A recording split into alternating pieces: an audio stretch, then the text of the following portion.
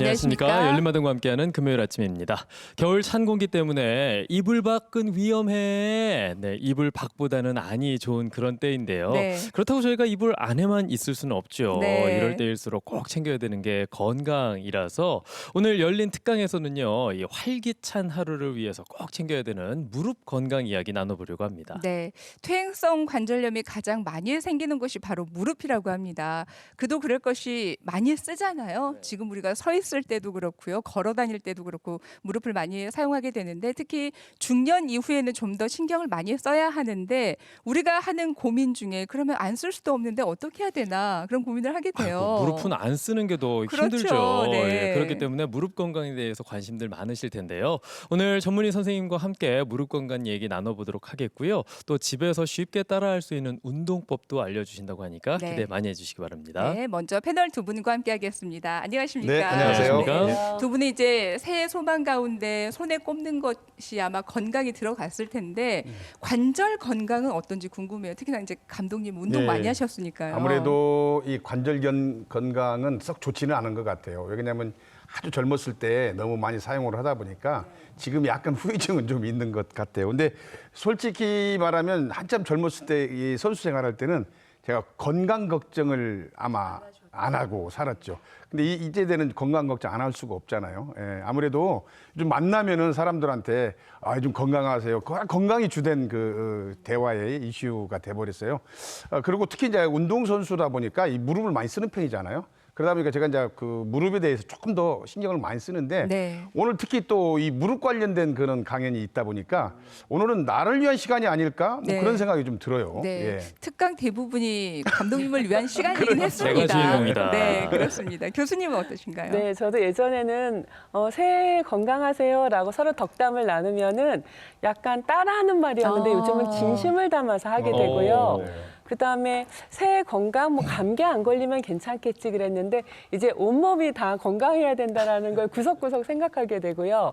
또 저는 이제 오랫동안 서서 강의하는 게 직업이다 보니까 무릎을 구부렸다 접었다 할 때 윽 소리가 나는 것도 물론이고 한 2~3시간 서 있다 보면 무릎이 뻣뻣하게 일자다리 같은 느낌이 드는 거예요. 그래서 예전에 시어머니, 어머니께서 무릎 관절이 아프다 그러시면 뭐 그러려니 했는데 이제 제가 그런 느낌을 받다 보니까 오늘 원장님께서 하시는 강의 잘 듣고 또 운동법도 소개해 주신다니까 머리로 말고 온몸으로 실천해 보려고 작정을 하고 앉아 있습니다. 네, 두 분 다 나를 위한 강의다라고 말씀을 해주셨는데 네. 우리 시청자 여러분들도 같은 생각이실 것 같습니다. 네. 자, 전문가와 함께 무릎 건강에 대한 얘기 나눠보도록 하겠습니다. 정형외과 전문의 김병준 원장 모시겠습니다. 네. 여러분 큰 박수로 맞아주십시오. 어서 오십시오.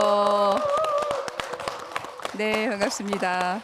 아유, 첫인상이요. 동안이신 건지 젊으신 건지 양복 안 입고 계시면은 그냥 의대생이라고 생각해도 될 정도인데 원장님은 무릎 건강 그 고민하는 그런 시기이신가요? 아직은 동안이라서요. 아직은 그렇죠. 예. 네. 뭐 그만큼 네. 무릎 건강을 비롯해서 건강과 관련돼서는 워낙 많이 챙기고 네. 계신다는 거죠. 네. 예. 근데 저희가 뭐 관절, 연골 이런 것들은 쓰면 쓸수록 닳는다 이렇게 알고 있잖아요. 네. 그만큼 관리를 해주면 상대적으로 좀 차이가 있겠죠. 네, 맞습니다. 똑같은 유전자가 있다고 하더라도요. 어떤 분들은 60세 때 이제 인공관절 하신 분들도 있고 또 어떤 분들은 100세까지 아프시지 않고 쓰신 분들도 있거든요. 네. 그 말씀을 들으니까 같은 나이여도 우리는 좀 더 건강해야겠다, 무릎이 네. 튼튼해야겠다 그런 생각을 하는데 무릎에 도움이 되는 그런 좋은 운동법도 오늘 준비하셨죠? 아, 네, 맞습니다. 간단하게 집에서 할 수 있는 운동법을 준비했는데요. 무릎 건강에 도움이 좀 됐으면 합니다. 네. 자, 그러면 박수와 함께 오늘 강의 시작하도록 하겠습니다. 여러분 네. 큰 박수 주십시오.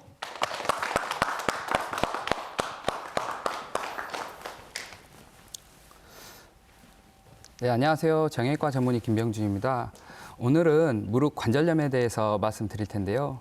먼저 관절염에 대해서 말씀드리기 전에 제가 잘 아는 짱고엄마에 대해서 좀 말씀드렸으면 해요.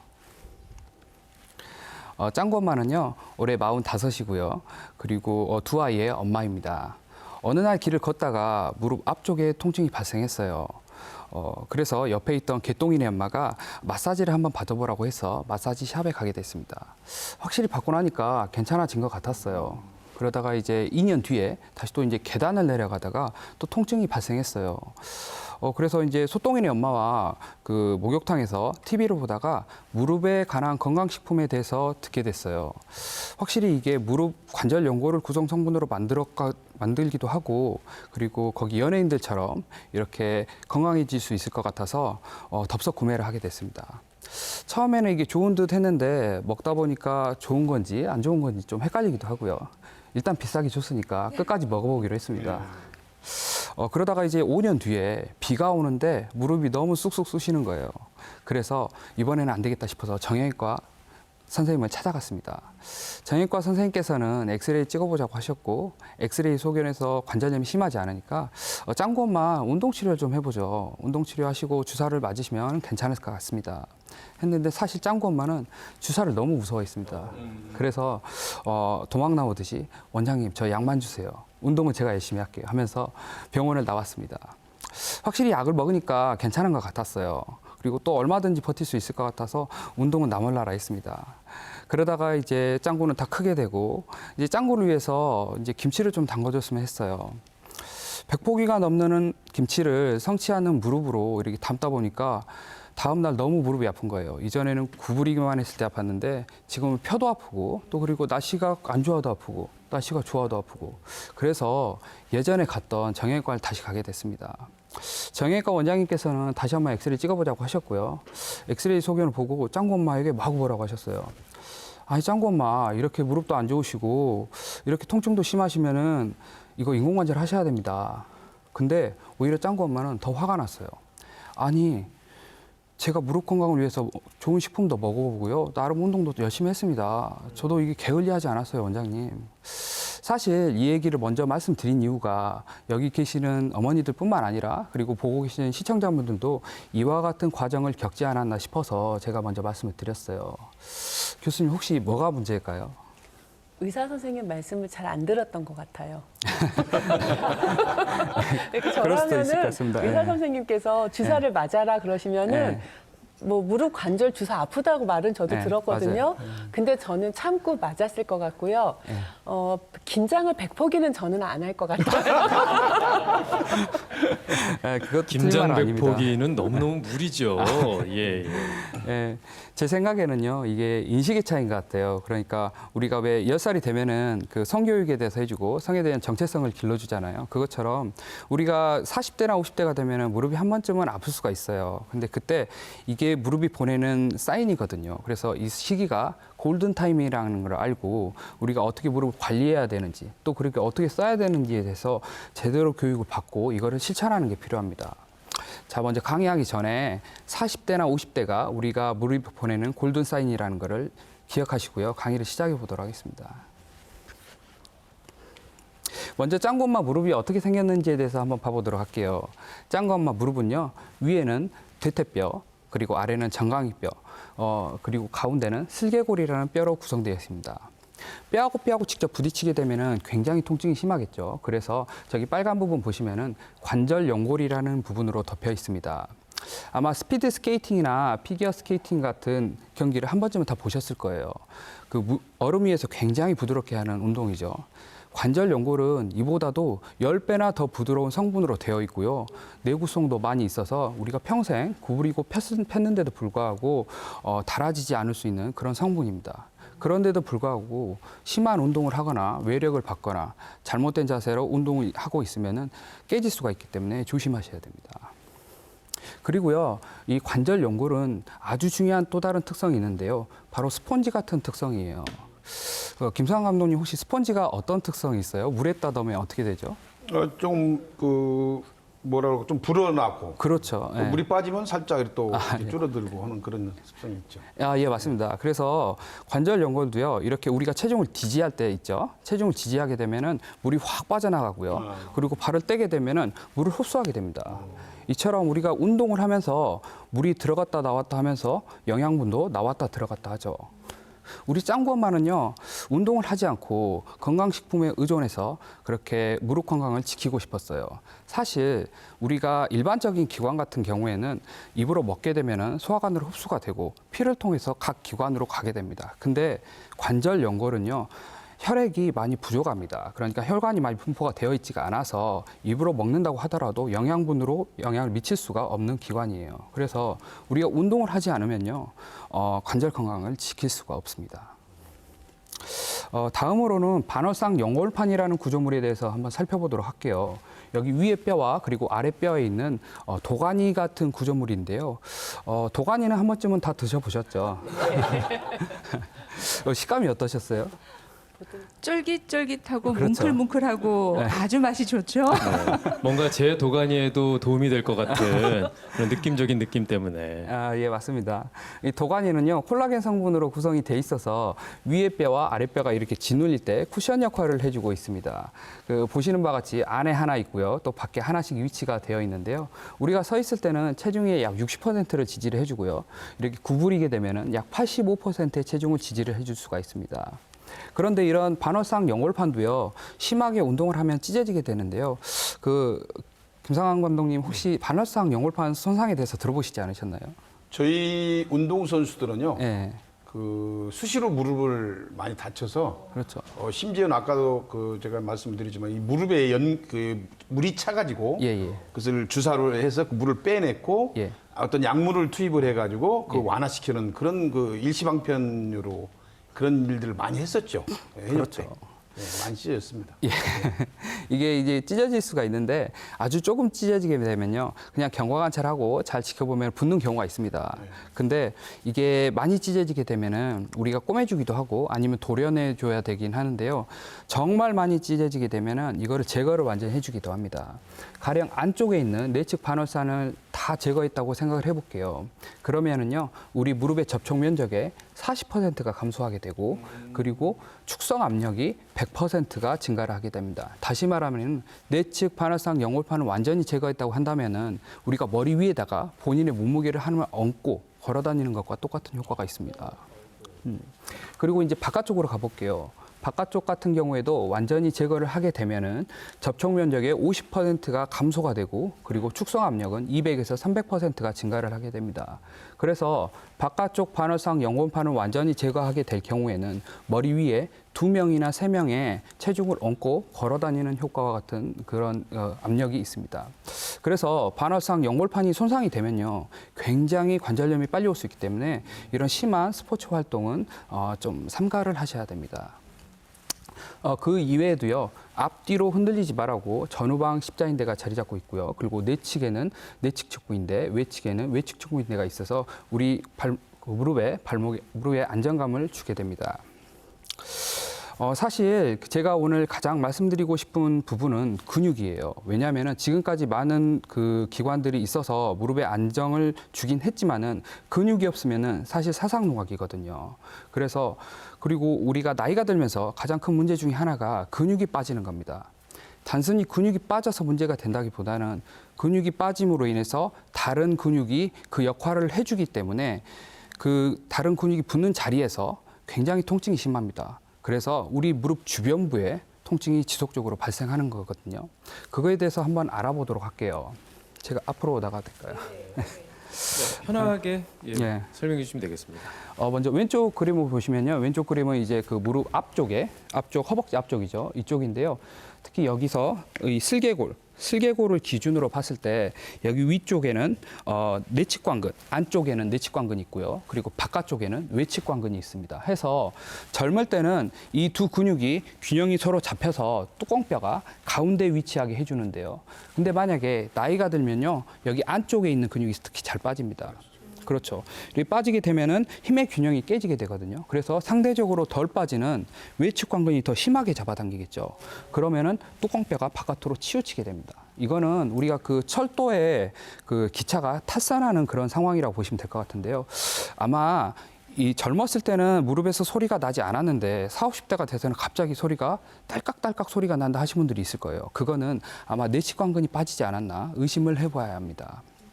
그리고 이 근육이 빠지게 되면 아까 말씀드렸듯이 다른 근육이 또 일을 해줘야 돼요. 그 근육이 바로 봉공근이라는 근육인데요. 저기 보라색으로 보이시는 근육인데 이렇게 앞으로 해서 안쪽으로 해서 여기 경골조면이라는 뚜껑뼈가 여기 있으면요. 이쪽 안쪽에 붙습니다. 여기 보고 계시는 분들이나 시청자분들도 이쪽으로 한번 손을 한번 여기 뚜껑뼈가 있으면요. 이쪽 안쪽에다가 손을 한번 넣어보시고요. 이와 같이 혹시 빠지지 않았나 봐보시고, 그리고 그 아래 뚜껑뼈 아래 부위를 한번 엄지손가락으로 눌러보세요. 그러면 이쪽이 아프시다면은 이런 내측관근의 감소를 의심을 해봐야 합니다. 안쪽이죠. 무릎의 안쪽. 시원한데요. 네, 그러면 이번에 이제 무릎 뒤쪽으로 한번 가볼게요. 이제 두 번째 그림인데요. 무릎 뒤에는 크게 세 가지로 볼 수 있는데, 첫 번째는 엉덩이 근육, 그죠? 그다음에 뒤에는 이제 햄스트링, 그리고 그 밑에는 이제 가자미근이 있는데, 그 엉덩이 근육은 크게 두 가지로 분류를 해볼 수가 있습니다. 중둔근이라고 해가지고요, 옆에 있는 근육이고요. 그리고 가운데 바로 뒤에 있는 대둔근인데요. 먼저 중둔근부터 한번 살펴볼게요. 중둔근은 우리 옆에 이와 같이 붙어 있는데, 우리가 걸을 때 중심을 잡아줍니다. 제가 한번 걸어볼게요. 했을 때 발을 지지면에 대고 이와 같이 디뎠을 때 다른 발이 뜨게 되죠. 이 상황에서 몸이 축이 흔들리지 않게끔 이런 식으로 잡아주는데요. 근데 만약에 중둔근이 없다고 한번 가정을 해볼게요. 그러면은 중심을 잡아줄 수가 없겠죠. 그래서 나이 드신 분들이 어머니들 중에 거리 다니시다 보면은 이와 같이 뒤뚱뒤뚱 걸으신 분들이 있을 거예요. 그런 분들은 중둔근이 빠지지 않았는지 의심을 해봐야 되고요. 또 이렇게 중둔근이 빠지면은 다른 근육이 또 일을 해줘야겠죠. 그거는 바로 옆에 있는 저기 오렌지 색깔인가요? 4번이죠. 장경인대라는 근육이 있는데요. 이 부분이 여기 옆에서 시작해서 이와 같이 밑으로 해서 슬개골의 외측면 아래, 바로 이 부분인데요. 이 부분에 붙기 때문에 걸어 다니실 때 계속해서 이 부분에 통증을 호소하시거나 눌렀을 때 아프면은 중둔근, 그러니까 엉덩이 근육이 빠지지 않았나를 의심을 해봐야 합니다. 다음으로는 대둔근에 대해서 살펴보도록 할게요. 대둔근은 우리 가운데 엉덩이 근육인데요. 우리가 걸을 때 단순히 걷는 게 아니라 충격을 완화해주면서 걷거든요. 그래서 먼저 뒤꿈치가 이렇게 닿게 되는데요. 닿는 순간 우리 몸은 지면에서 충격을 받게 됩니다. 그래서 대둔근에서 효과적으로 충격을 흡수를 해줘야 되는데, 이 근육이 없게 되면은 고스란히 그런 하중이 발목 관절과 무릎 관절에 전달이 됩니다. 결국에는 엉덩이 근육 중에서 대둔근 가운데 근육이 빠지게 되면요, 이 무릎 관절과 발목 관절에 하중이 많이 가서 관절염이 빨리 올 수가 있습니다. 그리고 대둔근의 또 하나의 중요한 특성 중에 하나는 바로 이와 같이 앞으로 밀어주는데요. 이렇게 밀어주질 못하기 때문에 그 밑에 있는 햄스트링과 가자미근, 다시 말하면 이 부분이죠. 이 부분이 과활성이 됩니다. 햄스트링이 붙는 자리를 한번 따라가 볼게요. 그렇게 되면은요, 여기 뒤에 오금 부위의 양쪽인데요. 바로 이 부위, 양쪽, 이 부위와 이 부위. 이 부위가 많이 아프신 분도 굉장히 많아요. 이분들은 그 중둔근이 빠져서 이 부위가 아픈지를 의심해봐야 되고, 그리고 어떤 어머니들은 또 오금 부위가 아프신 분들도 있거든요. 여기 가운데죠. 이 부분, 네, 그렇죠. 그 부분은 이제 가자미근이 낮에 너무 과활성이 돼서 가운데 오금 부위가 아프신지 않으신지를 의심을 해봐야 합니다. 또 어떤 어머니들은 외래에서 보니까 이런 분들도 있어요. 저녁에 자다가 여기 정강이 뒷부분 있죠. 여기가 너무 저리고 너무 땡겨서 잠을 못 잤다. 그래서 이렇게 뜨거운 물에도 담가보고 찬물에도 담가보고 했는데도 불구하고 한숨도 못 잤어요. 그렇게 말씀하신 분들도 있거든요. 그분들도 역시 엉덩이 근육이 빠져서 낮에 여기 근육이 과활성이 되지 않았나를 의심을 해봐야 합니다. 지금까지 굉장히 근육을 많이 살펴봤는데요. 사실 오늘 가장 말씀드리고 싶은 부분 중에 하나가 이렇게 그 엉덩이 근육을 포함해서 아래쪽으로, 하지 쪽으로 근육이 빠지게 되면은 무릎 주변부에 전반적으로 통증을 나타내게 됩니다. 단순히 무릎 관절염이라고 해서 무릎 안쪽에 관절 연골이 찢어지거나 아니면은 반월상 연골판이 찢어지는 게 문제가 아니라 주변부에 통증이 굉장히 많이 발생할 수 있죠. 그래서 우리 근력 운동은 무릎 건강을 위해서 선택이 아니라 필수라고 볼 수 있을 것 같아요. 지금부터는 이제 관절염에 대해서 알아볼게요. 관절염은요, 예전에는 이렇게 위에 뼈와 아래 뼈가 부딪히게 되면은 그걸 싸고 있는 관절 연골이 마모되는 질환, 그거라고 생각을 했었는데, 근데 나중에 연구를 해보니까 단순히 물리적으로 부딪혀서 찢어지는 질환이 아니라 염증이 발생되는 질환이라고 생각을 하게 되었습니다. 무슨 말이냐면은 이와 같이 부딪히죠. 그러면은 연골 조각이 나오고요. 이 연골 조각이 무릎을 쌓고 있는 활액막이라는 부분이 있는데 그쪽에 가서 염증 반응을 일으킵니다. 결국에는 그 골관절염도 그 류마티스 관절염과는 완전히 기전이 틀리긴 하지만은 염증 반응이 매개된 질환이라고 생각을 하시면 될 것 같습니다. 예전에는 단순히 그 통증을 감소시켜주는 그런 그 아세트 아멘도펜 제제를 많이 먹었는데요. 최근에는 예전에는 그 통증 감소시켜주는 것만 했었는데 최근에는 염증을 감소시켜주는 비스테로이드 소염 진통제를 먹으라고 권고를 하고 있는 특징도 있습니다. 여기서 주목할 거는 염증 반응이 매개됐다는 거죠. 예. 죄송합니다. 아마 그 정형외과를 한 번쯤은 가보셨을 거예요. 무릎 때문에. 그러면은 뭐 관절염 2기네, 1기네 이런 말씀은 혹시 엑스레이 찍어보신 분 있으실까요? 제가 찍은 게 아니고요. 지금까지 하셨던 그 말씀 중에 굉장히 많은 부분이 네. 저희 엄마가 해당되는 그렇습니다. 부분이어서 네. 사진을 찍었는데 그러니까 이제 그런 말씀을 하시더라고요. 1기부터 4기, 1단계부터 4단계 정도로 만약에 나눈다고 하면 저희 엄마는 1단계, 2단계 정도에 해당되는데 단계에 비해서 본인이 통증을 너무 많이 느끼신다. 말씀하시더라고요. 그러니까 간혹 1단계, 2단계지만 3, 4단계보다 통증을 더 많이 네. 느낄 수 있다라는 말씀을 들었습니다. 그렇죠. 네. 제가 그 부분도 하나 부연 설명을 나중에 또 말씀드릴게요. 우리가 정형외과를 가게 되면은 사진을 기본적으로 찍잖아요. 그러면 이제 관절염의 단계를 나눠볼 수 있는데 너무 어렵게 생각하지 않으셔도 됩니다. 크게 3가지만 기억하시면 되거든요. 첫 번째, 관절 간격의 감소. 두 번째, 그리고 골극. 그리고 세 번째, 경화소견이라 하는데요. 관절 간격은 말 그대로 간격입니다. 해서 무릎 뼈와 뼈가 있으면은 거기를 관절 연골이 감싸고 있죠. 그리고 그 사이에 범퍼 역할을 해주는 반월상 연골판이 있습니다. 많이 쓰게 되면은 하중이 계속 지속적으로 되기 때문에 물리적으로 닳아질 수밖에 없겠죠. 그래서 관절 간격은 감소될 수밖에 없습니다. 그리고 그 골극이라는 거는 우리가 정상적으로 이렇게 무릎을 쓰게 되면은 무릎에 필요 없는 화학적 작용이 많이 생기지는 않지만은 잘못된 자세, 예를 들어서 쪼그려 앉는다든가 그런 자세를 많이 하게 되면은 필요 없는 화학적 작용이 많이 생겨서 그에 대한 부산물로 골극이라는 게 생기게 됩니다. 그래서 안쪽이나 바깥쪽 뒤에도 생길 수 있는데요. 그 골극이 많이 생기신 분들은 특히 뒤에 많이 생길 수 있는데 그럴 때는 완전히 무릎이 뒤로 굽혀지지 않는다고 말씀하신 분들도 굉장히 많이 있어요. 아마 그리고 그 오다리라고 많이 들어보셨을 거예요.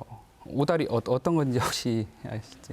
예, 다리가 지금 안쪽이 약간 이게 휘어도 그렇죠. 말 그대로 옷자리를 만들어주는 것이죠. 예, 맞습니다. 그 오다리 같은 우리나라 사람들 같은 경우에는 특히 서양 사람들과 다르게 이렇게 땅바닥에서 생활하신 분들이 되게 많아요. 그러니까 좌식을 하게 되면은 필연적으로 무릎을 구부릴 수밖에 없는데요. 구부리게 되면서 굉장히 압력을 무릎에 많이 주게 됩니다. 특히 압력이 내측과 외측이 있으면 내측에 많이 가거든요. 그래서 내측에 압력이 많이 가게 되면은 내측의 관절염이 심화되겠죠. 그렇게 되면은 내측의 관절 간격도 역시 감소가 될 수 있습니다. 외측보다요, 상대적으로. 그래서 최대한 이와 같이 앉아 계시는 자세와 같이 생활을 하셔야 되고요. 특히 예를 들어서 뭐 식당에 가셨을 때 그때는 뭐 좌식에서 식사를 하시기보다는 앉아서 생활하시는 걸 권유드립니다. 이제 관절염의 치료에 대해서 말씀드려볼게요. 지금까지 관절염의 1단계부터 4단계까지 나눠봤는데요. 1단계는 1단계의 치료를 해야 된다. 뭐 2단계는 2단계의 치료를 해야 된다. 그렇지는 않아요. 예를 들어서 엑스레이상에서 관절염 3, 4단계가 있긴 하지만은 통증이 없고 정상적으로 일상생활에 제한이 없다고 하신다면은 굳이 수술이라든가 그런 치료를 생각하지 않으셔도 됩니다. 그냥 지금까지 재밌게 사시고요. 맛있는 거 잘 드시면 됩니다. 아까 그 말씀해 주셨던 것 중에 하나가 반대로 얘기해서요. 뭐 2단계이신 분들도 굉장히 통증이 많으신 분들이 있거든요. 근데 그런 분들의 전체적인 사진을 찍어 보면은 축이 흔들리는 경우가 있어요. 아까 말씀드렸던 오다리 있죠. 그런 사람들 같은 경우에는 이렇게 축이 안 좋기 때문에 수술적인 방법까지 필요할 수 있습니다. 다시 말하면은 관절염 단계가 많이 진행되지 않았음에도 불구하고 수술적인 방법을 고려해야 될 수 있죠. 방금 말씀드렸던 거는 조금 예외적인 부분인데요. 일반적으로 오늘은 그 1, 2, 3단계에 약간 맞춰서 그렇게 설명을 해드리도록 하겠습니다. 그리고 오늘 주제가 어떤 관절 사진을 봤을 때 어떤 수술을 해야 된다 그런 거를 말씀드리기보다는 우리가 이 무릎을 어떻게든 달래서 100살까지 인공관절 안 하게끔 하는 게 우리 목표니까요. 그런 방법에 대해서만 살짝 말씀을 드리도록 할게요. 제가 정형외과 의사로서 가장 강조하고 싶은 부분이에요. 이거는 비단 무릎뿐만 아니라 목이나 허리 이런 게 다 해당되거든요. 가령 목을 예를 한번 들어볼게요. 우리가 책상에서 일을 하게 되면은 컴퓨터 화면을 볼 수도 있고요. 아니면은 높은 베개를 이렇게 비면서 잘 수도 있고, 또 어떤 분들은 굉장히 스마트폰을 많이 보세요. 그렇게 되면은 목이 거북목이나 일자목이 될 수가 있거든요. 그렇게 되면은 이게 목에 증상이 나타날 수가 있어요. 정형외과 같은 데 가면은 주사를 맞자고 대부분 하죠. 그러면은 효과는 굉장히 좋아요. 드라마틱하게. 근데 과연 집에 가서 또 이 같은 동작을 반복하게 되면은 또 주사를 맞아야 될 상황이 생길 수밖에 없습니다. 결국에는 생활 습관 개선이 아주 치료의 근본적인 거예요. 무릎도 똑같습니다. 아까 말씀드렸던 바닥에서 생활하는 자세를 인해서 계속적으로 무릎에 압력을 주게 되면은요, 무릎 관절염은 가속화될 수밖에 없어요. 그래서 가장 기본적인 치료이지만 가장 중요한 치료예요. 생활 습관 개선입니다. 짱구 엄마는 이렇게 김치를 담을 때도 쪼그려 앉으면서 담기도 했고요. 또 평소에도 이렇게 가부좌를 틀고 앉아 있는 것도 좋아했고, 또 이런 운동을 했을 때도 너무 구부리고 막 했었어요. 그러다 보니까 관절의 압력이 굉장히 증가가 됐고요. 여기 보시면은 서 있을 때는 1이라고 한다면은 쪼그리고 앉을 때는 20이라는 압력이 무릎에 가해지게 됩니다. 결국에는 단순히 이렇게 쪼그렸다고 하긴 하는데 그 동작 자체가 다른 사람보다도 20배나 관절염으로 달리고 있는 상황일 수가 있겠죠. 그래서 생활습관 개선이 굉장히 중요합니다. 세계 슬관절 학회나 국제 슬관절 학회에서 가장 권고드리고 있는 사항 중에 하나가 운동을 통한 체중 감량이에요. 운동을 하게 되면 어떻게 되죠? 우리 몸에서 지방하고 근육하고 이렇게 비율이 어떻게 되죠? 아무래도 지방이 좀 많이 빠지겠죠. 그렇죠. 상대적으로 다시 말하면 근육이 많이 생기는 거예요. 그렇죠. 그래서 운동을 하게 되면은 지방은 빠지고, 그리고 근육이 많이 생기게 되는데, 근육이 있는 사람과 지방이 많은 사람의 비교를 해봤어요. 호르몬의 분비를요. 근데 지방이 많은 사람들은 염증을 유발하는 그런 성분을 많이 분비를 했고요. 그리고 근육이 많은 사람들은 염증을 억제시키는 호르몬을 많이 분비를 했습니다. 결론적으로는 근육이 많다는 이유로 몸에서 염증이 없고요. 물론 이거는 다른 기관뿐만 아니라 무릎에도 해당되는 겁니다. 해서 아까 처음에 제가 염증을 정확히 기억하라고 하셨죠. 관절염이. 그래서 무릎 관절염도 역시 몸에 근육이 많다는 이유로 무릎에 염증이 없기 때문에 관절염 유발 요인 또한 훨씬 줄어들게 됩니다. 그래서 운동이 중요하다는 거고요. 체중 감량. 우리가 가만히 서 있을 때요, 1kg이 늘게 되면은 무릎에 가해지는 압력은 3kg이 늘어납니다. 우리가 10kg가 쪘다고 생각을 해볼게요. 그러면은 무릎에 30kg가 가해지는 거예요. 감이 안 오시죠? 우리 아령 아시죠? 아령이 30kg가 이렇게 걸을 때마다 툭툭 치고 있다고 생각을 해보세요. 이렇게 위아래로 치고 엄청난 압력이죠. 그런데도 불구하고 우리 무릎은 계속 버텨주고 있는 겁니다. 체중 감량, 어떻게 보면은 이것만큼 더 중요한 게 없을 수도 있을 것 같아요. 지금까지 우리 이제 치료에 대해서 알아봤는데요. 그 중에서 가장 중요한 게 근육이었고, 그리고 이거에 대해서 우리 간단하게 한번 이제 살펴보도록 할 건데요. 먼저 그림을 보여드리도록 할게요. 아까 근육이 빠지게 되면은 필연적으로 근육들이 수축을 할 수밖에 없다고 했습니다. 그래서 운동을 하시기 전에는 꼭 스트레칭을 통해서 단축돼 있던 근육들을 이완을 시켜줘야 됩니다. 첫 번째 그림은 아까 엉덩이 근육 뒤에 뒤에 햄스트링과 가자미근 그쪽을 이완시키는 그림이고요. 두 번째 근육은 이 옆에 장경인대라고 했죠. 중둔근이 약화되면 장경인대가 단축된다 그랬는데 그 그림이고요. 세 번째와 네 번째는 앞쪽에 대퇴 직근이죠. 그쪽을 지금 이완시켜주는 그림입니다. 이와 같은 준비 운동을 꼭 해야 되고요. 그리고 제가 사실 외래에서 여러 어머니들이 물어보세요. 원장님 어떤 운동이 무릎에 좋아요? 물어보면은 글쎄요, 제가 솔직히 시간이 없어서 말씀드리기도 하긴 하지만은 되게 걷는 운동이 좋습니다. 그렇게 말씀드리는데 사실 이 말은 절반은 맞고 절반은 틀린 말이에요. 왜냐하면은 이거는 전제가 붙습니다. 그러니까 우리 몸의 코어 근육이 받쳐주지 않은 상태에서 걷기 운동을 하면은 오히려 더 무릎이 망가질 수도 있고, 그리고 또 무릎에 아플 수가 있거든요. 다시 말하면은 이런 엉덩이 근육이나 몸통 근육이 잘 받쳐주고 있는 상태에서 걸어야만이 정자세로 잘 걸을 수가 있고 그리고 다리에 근육도 잘 붙을 수가 있습니다. 너무 어렵게 생각하지 마시고요. 지금 화면에 보이는데요. 한 발로 서 있는 동작이라든가 선을 따라서 걷는 동작 그리고 위에 이렇게 움직이는 그런 구 같은 건데요. 그 위에 벽에 기대고 있는 동작 이거 자체만으로도 엉덩이에 굉장히 긴장이 되고 코어 근육을 단련시켜주고 있습니다. 사실은 저희 어머니도 한번 이 브릿지 동작이라는 4번째 그림을 해봤는데요. 74세신데 가능하시더라고요. 예, 한 번쯤은 집에서 해볼 수 있는 동작이라고 생각을 합니다. 그리고 이와 같은 그런 코어 근육을 단련시키고 나서는 이제 근수축 운동, 개개별로 근수축 운동을 해주어야 되는데요. 첫 번째 그림은 앞에 있는 대퇴사두근, 그죠? 두 번째 그림은 내측관근, 그죠? 세 번째는 외측관근. 이런 식으로 개개인의 근육을 길러줘야 됩니다. 지금까지 굉장히 많이 그 그림을 살펴봤는데 머리에 다가오시지는 않을 수도 있어요. 그래서 오늘 가볍게 이렇게 그 시연을 통해서 집에서 할 수 있는 그런 동작에 대해서 살펴보도록 하겠습니다. 네, 모델분을 저희가 좀 모시도록 하겠습니다. 집에서도 충분히 따라할 수 있는 기구와 또 동작들이니까요.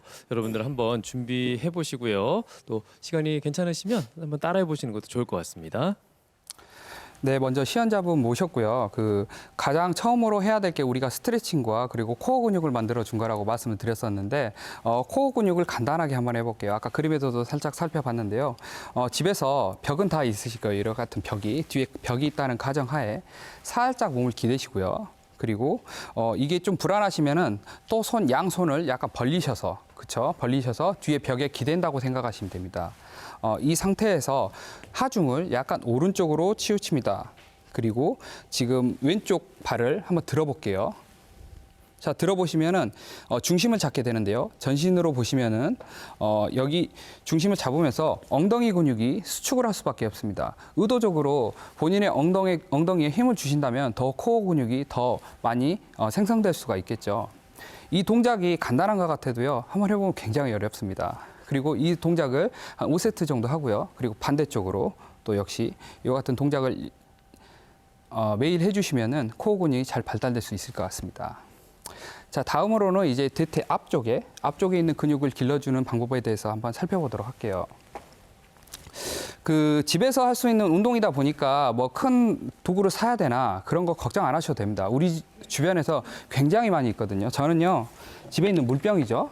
물병을 준비해봤고요. 그리고 집에 있는 수건을 준비해봤습니다. 수건에다가 이렇게 간단하게 줄로 묶어주시면 됩니다.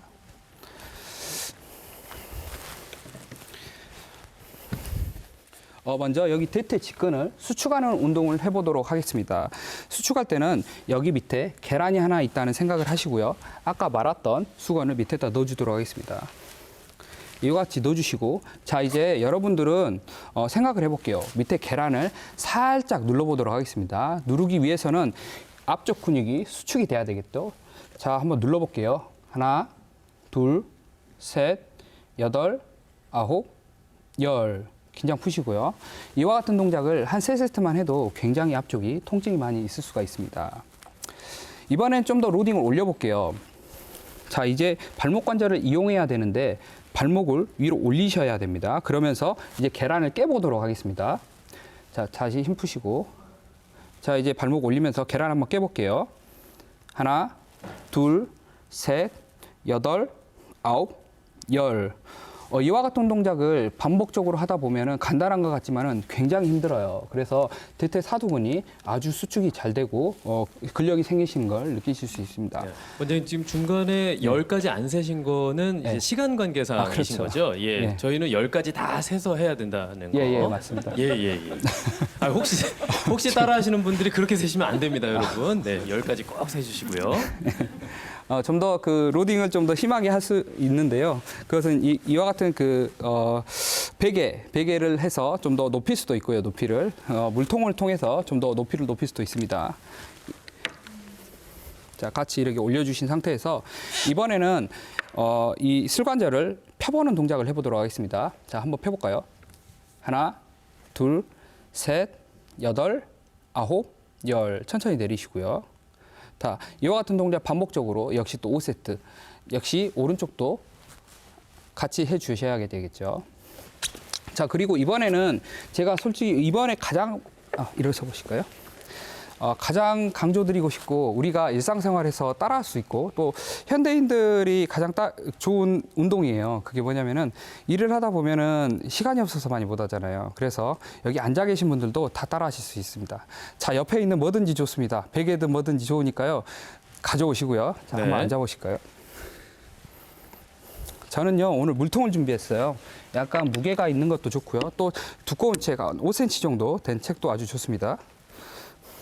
자, 여기서 자 의자 끝에만큼 앉으실까요? 밑에 끝에만큼 앞쪽으로. 예, 좋습니다. 앉으시고 이 상태에서 발을 붙여주시고요, 안쪽으로. 그리고 약간 벌려주시고, 아니 앞쪽을, 예, 그렇죠, 벌려주시고 이 상태에서 물병을 무릎 가운데에 놓겠습니다. 놓고 굉장히 좀 무게감이 있기 때문에 놓치지 않으려고 노력을 해야 되는데요. 이 상태에서 내측관근을 수축을 해야 됩니다. 이러면서요, 앉아있는 자세에서 우리는 컴퓨터도 할 수 있고요, 또 공부도 할 수 있어요. 다른 사무적인 일을 할 수도 있고요. 이게 쉽게 느껴지지만은 막상 해보면은 1분 해보면 다리가 덜덜덜 떨리거든요. 네. 저도 해봤는데. 방금 전에 뭐 쿠션이나 베개를 가져오신 분들은 이제 물통 대신에 그걸 끼시면 되겠네요. 네, 맞습니다. 네네. 사실 이제 오늘 베개도 준비하고 싶었는데 너무 소품이 많을 것 같아서 그런데 베개도 좋습니다. 어찌됐든 이와 같이 수축을 하는 걸로 있어. 이 시연자 선생님도 막 떨고 계시는데요. 빼도록 하겠습니다. 아, 근데 저 물통은 진짜 무거울 것 같습니다. 젊으신 분들은 이와 같은 무게도 괜찮을 것 같습니다. 그리고 마지막으로 우리가 잠깐 일어나 보실까요? 국민운동이라고 할 수 있는 그 스쿼터라고 하죠. 스쿼터는 아주 좋은 운동이에요. 근데 그런데도 불구하고 조금 어려운 이유가 자세가 굉장히 중요하기 때문인데요. 포인트는 그겁니다. 그러니까 발끝이 발끝보다 우리 몸이 앞으로 나오면 안 되거든요. 그래서 그렇게 하려면은 몸이 뒤로 빠질 수밖에 없습니다.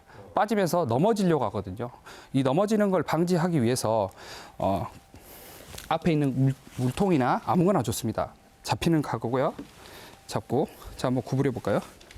구부려 보고 이 상태로 하게 되면은 어깨를 좀 더 피시고, 예, 이 상태로 하게 되면은 뒤로 넘어지지 않는 것을 방지해 주고요. 네. 이 상태로 한 10개씩 한 3세트만 하시면은 우리 하지 근력이 엄청나게 단련된 것을 느끼실 수가 있습니다.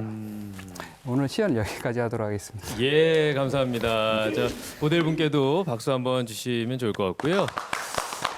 예, 스쿼트 말씀을 해 주셨습니다만 스쿼트에서 이제 무릎이 발끝을 안 넘기 위해서는 뒤로 좀 해야 되니까 항상 넘어지시는 분들 네. 계셨거든요. 네, 맞습니다. 그때 물통을 살짝 앞으로 해서 이용을 하면 무게 중심이 맞겠네요. 네, 맞습니다. 네. 자, 저희가 뭐 강의와 함께 시연까지 함께 만나봤는데 두 분은 어떻게 좀 들으셨습니까? 김성환 감독님은 굉장히 예. 집중해서 들으셨어요. 저는 요즘에요. 네. 그 브릿지 운동을 좀 많이 해요. 브릿지요. 그러니까 뒤에 누워서 엉덩이를 네. 들어 올리는 아까 그 나온 운동. 아. 그게 이제 아까 그 네 번째 예, 그래서 그림에서, 엉덩이 네. 근육이 진짜 좋아진다고 하는데 네. 저 운동을 통해서 진짜 그 무릎 관절이 그 완전히 그 뭔가 해소를 좀 시킬 수 있는 근력이 생성이 된다고 볼 수 있을까요?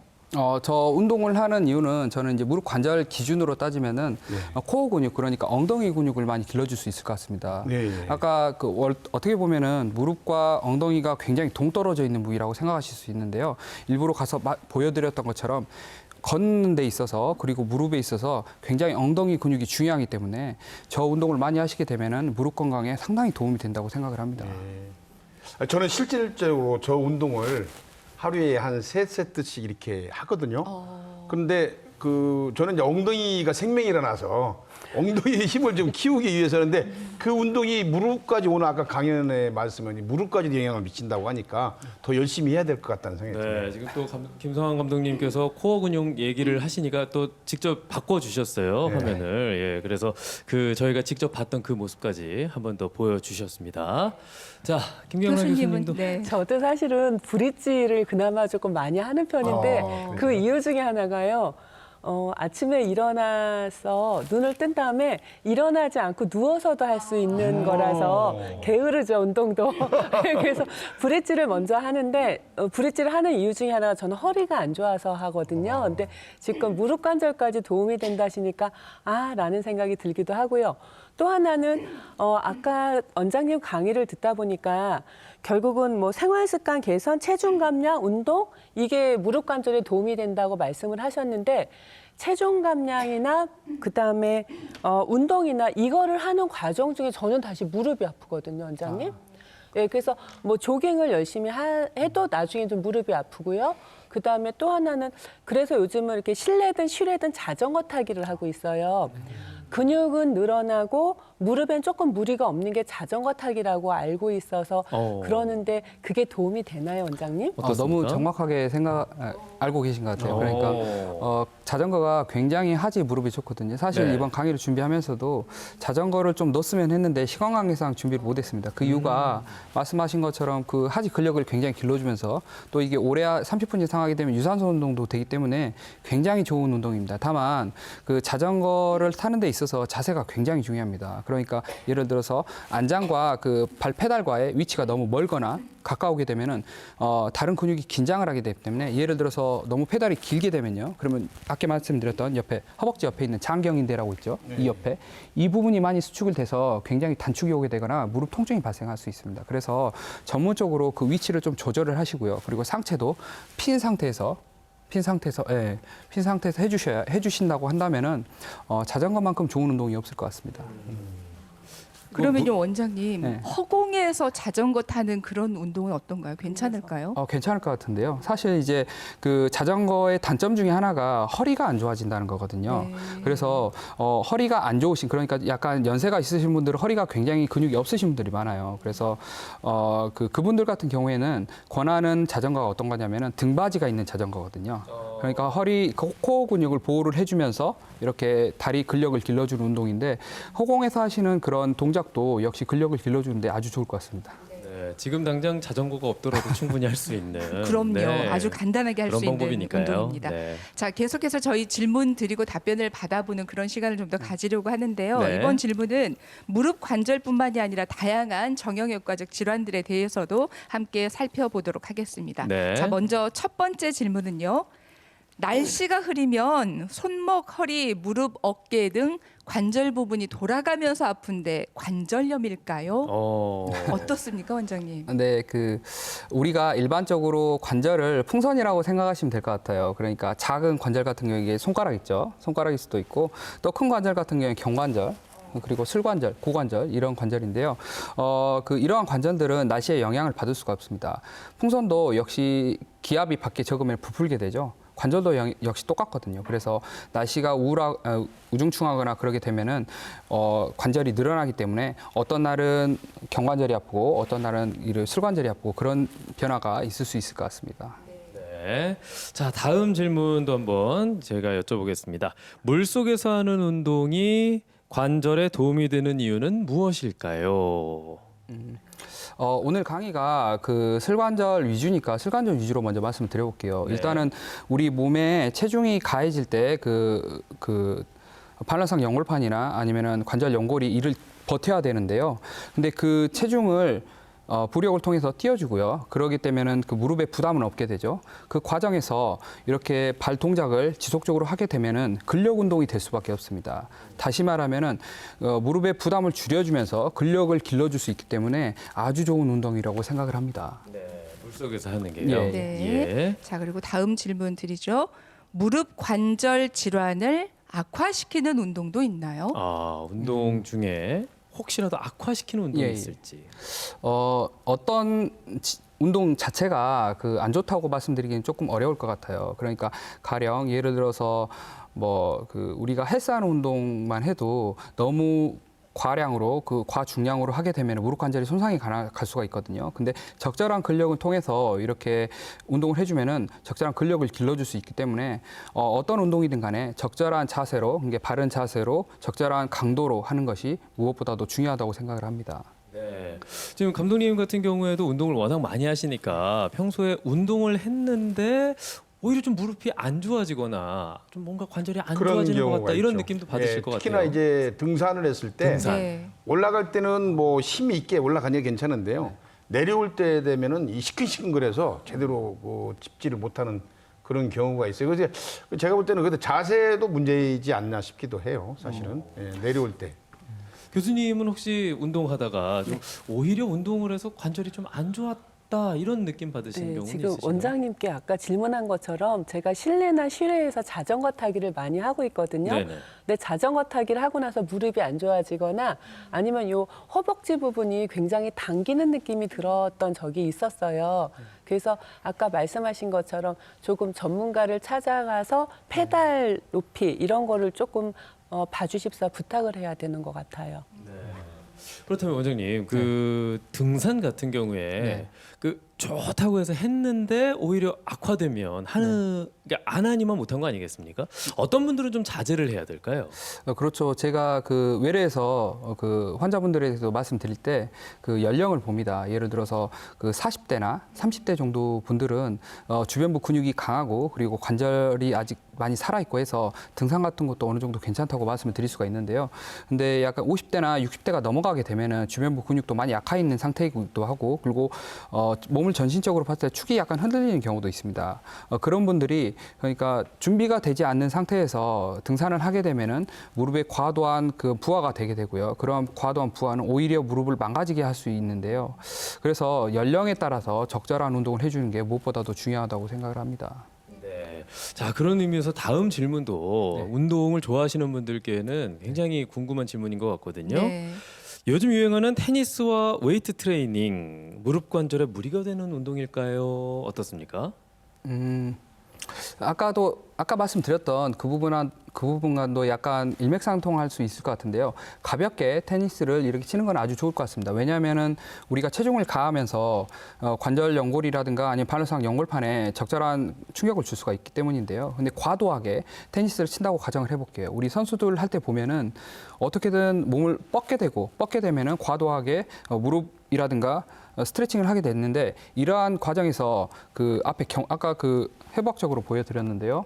경골뼈와 위의 뼈와 그리고 아랫뼈 그러니까 위의 대퇴뼈와 그 아래 그 경골뼈가 반대 방향으로 틀어질 수가 있습니다. 이렇게 되면은 십자인대라든가 전후방 십자인대가 끊어질 수가 있거든요. 뿐만 아니라 과도하게 틀어진 동작은 반환상 연골판에 손상을 가할 수가 있기 때문에 테니스도 적절하게 잘 치는 것이 중요하고요. 웨이트 트레이닝도 역시 너무 과용량으로 하지 말고 적절한 용량으로 바른 자세를 하는 것이 중요하다고 생각합니다. 근데 또 사람이 욕심이라는 게 그 테니스를 쳐보신 분들은 아시겠지만 칠 때 이미 다른 반대편으로 갈 준비를 맞아요. 하면서 쫙 네. 미끄러지거든요. 네. 이거 무리가 되는 거죠. 아, 그렇죠. 또 웨이트 할 때도 그렇잖아요. 옆 사람이 하는 거 보고 경쟁심이 생겨서 아, 그렇죠. 더 올려야지. 나는 무게를 10kg 더 할 해야지. 거였는데 옆에서 20kg 하고 있으면은 난 나도 30kg 모르게. 넘게 해야지. 그렇게 되니까요. 네. 과한 욕심은 오히려 더 해가 된다라는 그렇습니다. 말씀드립니다. 네네. 자, 다음 질문은요. 아마 지금 저희 방송 보고 계시는 분들도 이거 착용하고 시청하시는 분들 꽤 많으실 거라고 생각이 듭니다. 무릎 보호대를 평상시에도 늘 착용하고 있는 것이 관절 건강에 도움이 될까요? 어떻습니까, 원장님? 무릎 보호대는 일반적으로 그 무릎에 착용하게 되면은 체중을 분산시킬 수가 있습니다. 그래서 근력이 약하신 분들 같은 경우에는 적절하게 착용하시고 보행을 하시는 데 도움이 될 것 같은데요. 그만큼 지지를 해주니까요. 근데 그거를 24시간 착용하고 있는 것이 계속적으로 압박을 주는 자세를 주기 때문에 안 좋다고 생각이 드네요. 그러니까 아까 관절염을 유발하는 자세에 있어서도 우리가 서 있을 때보다 구부리고 있는 자세가 무릎의 압박을 20배만큼 더 줄 수가 있거든요. 그러면은 20배만큼 더 관절염이 진행을 할 수 있습니다. 그러니까 적절한 순간에 운동할 때만 일시적으로 착용하는 게 더 좋을 거라고 생각이 듭니다. 교수님 혹시 생활하시면서 무릎 보호대 착용해 보신 적 있으신가요? 저는 등산을 가거나 그럴 때 무릎이 조금 시큰거리는 느낌을 받아본 적이 있어요. 그래서 열심히 몸에 좋으려고 했는데 갔다 와서 무릎이 조금 아픈데 그럴 때 이렇게 선전을 봤더니 정말 좋습니다. 그래서 저도 구입을 했어요. 했는데 저는 아직 그걸 착용하는 게 도움이 되기보다 약간 갑갑한 느낌이 들어서 무릎을 빨리 이렇게 접었다 펴는 게 오히려 불편하더라고요. 그래서 아직은 찰 때가 아닌가 그러고 다시 풀러놨거든요. 근데 저 같은 경우에도 만약 등산을 할 때는 무릎 보호대를 착용한다면 도움이 되는 걸까요, 원장님?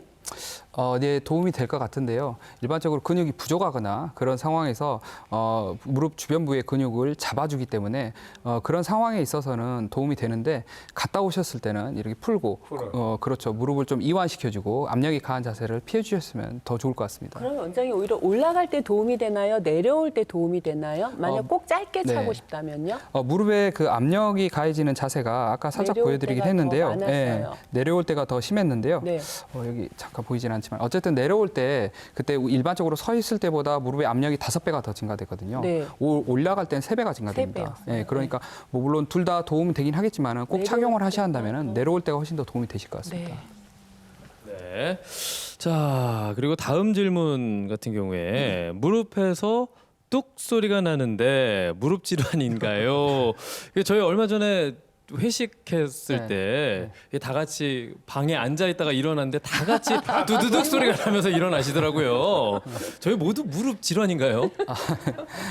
이건 상황에 따라 굉장히 틀릴 것 같은데요. 네네. 그러니까 일시적으로 좀 이렇게 관절이 수축돼 있다가 펴져 있는 상태에서 갑자기 한번 일회성으로 나는 소리는 질환이라고 좀 보긴 어려울 것 같습니다. 다만 이제 습관적으로 나는 소리들이 있거든요. 예를 들어서 연령에 따라서 젊어진 사람들 중에 10살이나 아니 20대쯤에 그래서 무릎 관절이 습관적으로 굽히고 폈을 때 그때 뭐 예를 들어서 좀 어렵긴 하지만 추벽이나 아니면은 그 환형 반원판 같은 질환이 있어요. 그런 질환들은 이렇게 구부리고 폈을 때 소리가 날 수가 있고요. 그리고 아까 강의에도 살짝 말씀드리긴 했는데 이렇게 내측관근이 얇아지게 되면은 바깥쪽으로 뚜껑뼈가 빠지기 때문에 걸으실 때마다 툭툭툭 소리 난다. 이런 거는 질환으로 약간 분류를 해볼 수가 있을 것 같은데 회식 때 일어났을 때는 그럴 수 있을 것 같습니다. 너무 오래 앉아 있어서 그런 걸 수 있겠죠. 예, 예. 그 정도는 뭐 저 괜찮을 것 같습니다. 추가로 궁금한 네. 질문이 네, 있는데요.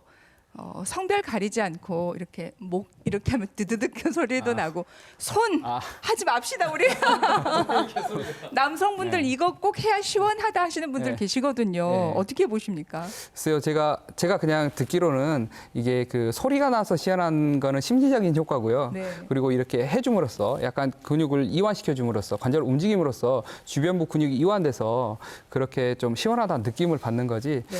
건강에는 도움이 안 될 것 같습니다. 정말요? 권장할 만한 네. 사항은 아니죠. 네, 권장할 만한 상황은 아닐까. 네. 저는 시원해서 하루에 한 3번씩 하거든요. 권장하지 않습니다. 아, 아닌가요? 네, 예, 않습니다. 네. 자, 그리고 다음 네. 질문 드리죠. O자형 다리는 관절염에 걸리기 쉬운가요? 그러니까 관절염 때문에 O자가 된 게 아니라 이미 O자형 다리 그 형태를 갖고 계신 분들은 다른 분들보다 관절염에 더 걸리기 쉬운가? 어떻습니까? 가속화는 될 수 있을 것 같습니다. 물론 선후 관계가 약간 바뀌긴 했는데요.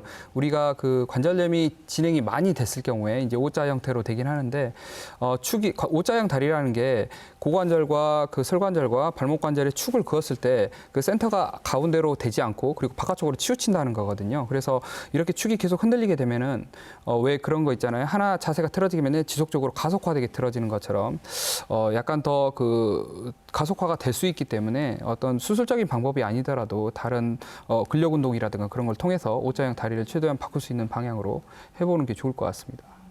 네. 자, 다음 질문인데요.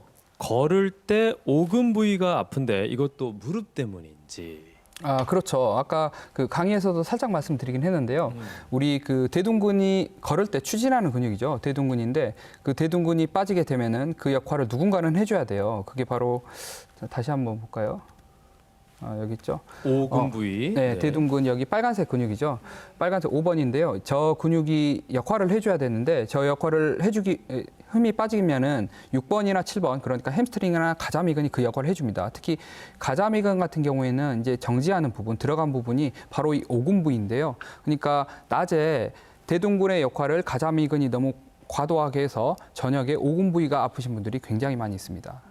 네. 그러면 그렇게 너무 과하게 해서 오금 부위가 아플 때는 아까 그러니까 이런 분들도 시연으로 해주셨던 그런 운동법이 효과가 있을까요? 그렇죠. 왜냐하면 그래서 첫 번째 그림을 보여드렸는데요. 바로 서 있는 근육이죠. 네. 서 있는 근육 자체가 굉장히 쉬워 보이긴 하는데 막상 해보면 굉장히 어렵거든요. 네. 왜냐하면 코어 근육이 잡히지 않아서입니다. 엉덩이 근육이 일반인도 굉장히 생각보다 엉덩이 근육이 많이 없거든요. 그래서 그런 코어 근육을 길러주시는 간단한 운동을 조금이라도 하신다면 굉장히 무릎 건강에 도움이 될 것 같습니다. 그러니까 아까 그 양쪽에 다리 들고 벽 붙잡고 예. 다리 들고 있었던 그 운동 말씀하시는 아, 거죠? 예, 예, 맞습니다. 네, 알겠습니다. 자, 그리고 관절염 때문에 고생하시는 분들 이것도 많이 하시는데 온찜질이 관절염을 더 악화시키기도 하나요? 라는 질문입니다. 찜질 많이 하실 텐데.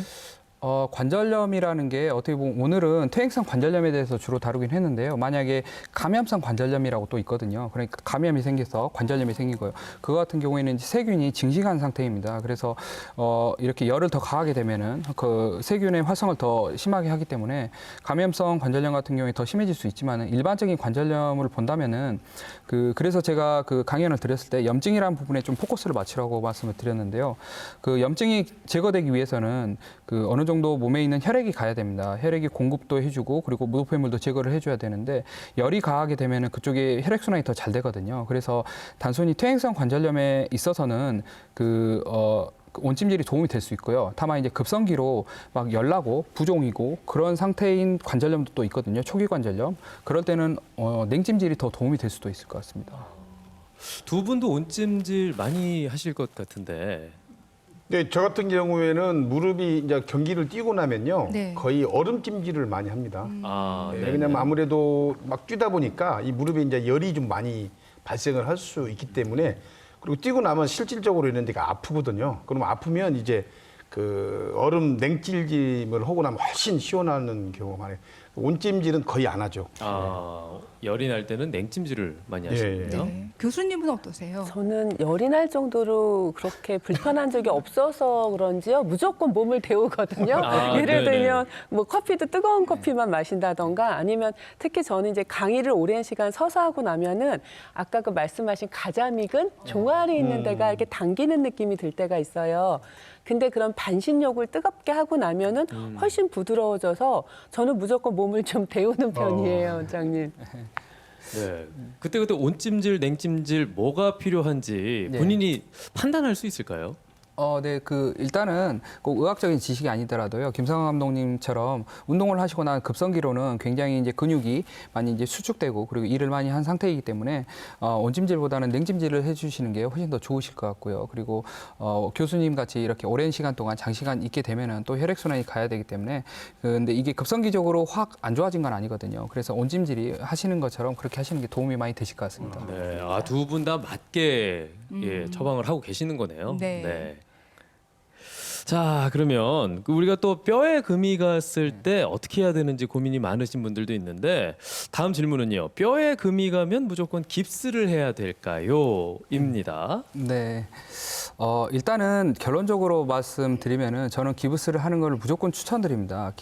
이게 뼈가 금이 가서 뼈가 이제 굳어야 되는데요. 굳는 과정에서 흔들리게 되면은 뼈진이 나온다고 하더라도 그 뼈진이 유지를 못 해줍니다. 그 상태에서 그러니까 고정을 시켜주는 상태여야만이 부정유합이라는 건 잘못 붙은 거거든요. 예를 들어서 고정이 안 된다면 잘못 붙겠죠. 그리고 분류합이라 해가지고 흔들려서 뼈 간격이 떨어지게 되면은 그것도 역시 분류합이 될 수가 있기 때문에 고정을 해주는 게 중요한데 여기서도 또 중요한 포인트가 있습니다. 고정 자체가 중요하긴 하지만 이걸 너무 오래 하게 되면은 오히려 관절이 구축이 올 수가 있거든요. 그래서 적절한 시기에 관절이 구축되지 않을 만큼의 고정을 해주고 그리고 그 상태에서도 또 중요한 점이 근육이 감소되지 않을 만큼의 고정을 해줘야 됩니다. 예, 그 적절한 시기를 그 의사 선생님과 상담을 해보시고요. 그 시기에 맞춰서 교육을 적절히 받으시고 해주셔야 고정이 아주 효과적인 치료라고 볼 수 있을 것 같습니다. 자, 그리고 다음 질문은 저희 강의 초반에 해주셨던 짱구 어머니를 비롯한 그 주변에 계신 분들이 많이 하셨을 법한 그런 행동들입니다. 골절이 생긴 이후로 멸치를 갈아서 먹고 있는데 좋은 방법인가요? 어떻습니까, 원장님? 멸치가 뼈에 좋다고는 알고 있는데 제가 일단은 좋긴 좋을 것 같아요. 왜냐하면은 칼슘이 몸에 들어가기 때문인데요. 네. 칼슘이 근데 제가 강조를 드렸던 부분 중에 하나가 이제 운동입니다. 그러니까 재료를 공급을 해주긴 하는데 재료를 효과적으로 이제 몸에서 이제 소화를 해줘야 되는데 적절한 스트레스를 줘야 돼요. 스트레스를 주는 게 예를 들어서 체중을 지지를 한다든가 아니면 관절 운동을 하는 건데 단순히 그 연료만 공급을 해준다고 해서 뼈가 빨리 붙는 건 아니거든요. 그러면서 뭐 갈아 드셔도 되긴 하는데 의사가 시키는 만큼 그런 뭐 체중지라든가 운동을 적절하게 해주시는 게 무엇보다도 중요하다고 생각을 합니다. 그러니까 이렇게 하시는 분들이 좋다더라, 누가 이렇게 해서 굉장히 효과가 좋았다더라 하면 운동 아무것도 안 하고 멸치만 만 드시기 드시네요. 때문에 이제 그게 문제라는 문제입니다. 점이었습니다. 운동까지 같이 함께 해주셔야 합니다. 자, 다양한 질문까지 나눠봤고요. 다시 무대로 모시겠습니다. 모시도록 하겠습니다. 자, 우리 선생님의 그 강연과 함께 이제 질문도 받아봤는데 두 분도 굉장히 느낀 점이 많으실 것 같아요. 혹시 또 예. 궁금한 점 있으신지? 글쎄 저는 이제 그 꼭 질문을 하고 싶었는데요. 저희 그 현역 때 이제 관절 주사를 좀 아프면 관절 주사를 받거든요. 네네. 그러면 일시적으로 이렇게 그 통증이 완화되는 경우가 있습니다. 네. 근데 이것을 어느 정도의 빈도로 맞아야 되는가, 아니면 그렇게 자주 맞으면 좋지 않은 것인가, 네. 거기 상당히 궁금했거든요. 요즘도 이렇게 안 좋으면 한 번씩 맞거든요. 네. 그건 어떻습니까? 간단하게 뭐 뭐 좀 말씀해 주시죠. 일반적으로 관절 주사라는 게 우리 뭐 연골을 구성하고 있는 히알루로닉 액시드라는 구성 성분인데요. 근데 그걸 인위적으로 넣어주는 게 연골 주사라는 겁니다. 그래서 이거는 보건복지부에서도 6개월마다 맞으라고 권고를 하는 상황이기 때문에 적절하게 맞는 거는 아주 좋을 것 같습니다. 예. 교수님은 교수님은- 오늘 어떠셨는지 간단하게 네. 소감만 좀 듣겠습니다. 통증은 그렇게 느끼지 않지만 아까 말씀드린 것처럼 이렇게 오래 서 있거나 그럼 다리가 통으로 되는 느낌 이런 것들은 지금 원장님께서 말씀해주신 저 코어 근육 운동이라던가 다양한 운동을 통해서 해결이 가능한 상황인가요? 그렇죠. 너무 이렇게 아마 그 강의를 오래 하셨어서 그런 그 증상이 유발됐을 것 같은데요. 적절하게 그 주변부의 근육을 스트레칭 해주고 그리고 평소에는 이렇게 코어 근육 강화를 시켜준다면 그런 증상이 훨씬 더 줄어들 것 같습니다. 네. 열심히 해보겠습니다. 예. 자, 오늘 원장님과 함께 무릎 관절과 관련된 다양한 얘기 나눠봤는데요. 꼭 실천하시고 무엇보다 운동 중요하다라는 거 네. 잊지 마시기 바랍니다. 오늘 좋은 말씀 고맙습니다. 고맙습니다. 네. 감사합니다. 네, 두 분도 감사합니다. 네. 네, 고맙습니다. 자, 열린마당 오늘은 무릎 관절에 대해서 알아봤는데요. 여러분 느끼셨겠지만 무엇보다 가장 중요한 것, 먼저 선행돼야 할 것은 바로 운동이라는 겁니다. 네, 그렇습니다. 춥다고 너무 웅크리지 마시고요. 운동 열심히 해서 건강한 그런 겨울 나시길 바랍니다. 오늘 준비한 소식 여기까지입니다. 저희는 다음 시간에 다시 찾아오겠습니다. 여러분 고맙습니다. 고맙습니다.